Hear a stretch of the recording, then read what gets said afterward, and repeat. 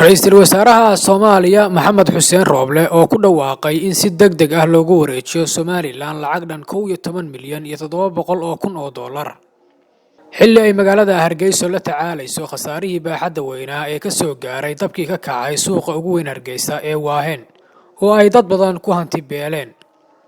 sidoo kale Ra'iisul Wasaaraha Soomaaliya Maxamed Xuseen Rooble ayaa khadka telefoonka kula hadlay madaxweynaha Somaliland Muuse Biixi Cabdi isagoo la wadaagay dareenkiisa iyo sida uu uga xun yahay dhibaatada ku dhacday reer Somaliland gaar ahaan reer Hargeysa.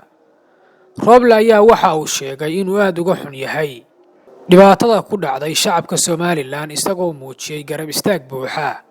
sidoo kale Ra'iisul Wasaaraha Soomaaliya Maxamed Xuseen Rooble ayaa maanta kulan la qaatay ganacsatada Soomaaliyeed isagoo ka dalbaday in si degdeg ah loogu gurmado dadka Somaliland ee musiibadu ku dhacday. waxa uu yiri maantay kulankan adiga ajiibteen oo aan isku yeeray oo ahaa dhibkii masiibadii ka dhacday magaalada Hargeysa suuqii weynaa oo aan aad uga xunnahay ka shacbi Soomaali ahaan shacbiga Somaliland waxaan uga tacsideynaa arintaas masiibada ee soo gaartay waana ka xunnahay ka dawlad ahaan waana garab taaganahay walaalaheen Somaliland.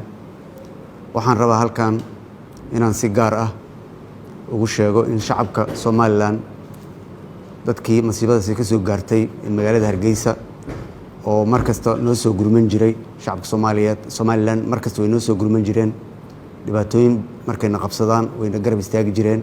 sidaa darteed ka dawlad ahaan dawladda federaalka Soomaaliya waxaan go'aansanay inaan ku tabarucno lacag gaaraysa 1 milyan oo US dollar ah wixii karaankeena ka badanna waa dadaal ah waa ku jirnaa haddii Allah subhanahu wa ta'ala idmo. shacabka Somaliland ganacsatadii ku hantida iyo maalka weysay waxaan leeyahay waa ka xunnahay wixii idin soo gaaray walaalaheen ayaa tiin markastana waa idin garab taaganahay nagu tashta habeen iyo maalin garabkiina ayaan taaganahay insha Allah. ilaahayna waxaan ka baryaynaa intii aad ku weyseen oo ku qasaarteen oo idin kaga gubatay ka badan inuu ilaahay idin kugu bedelo. sabar ayaana loo baahan yahay waa masiibo xun waa xanuun adag waana ka xunnahay dhammaan shacabka Soomaaliyeed aad ayay uga xun yihiin.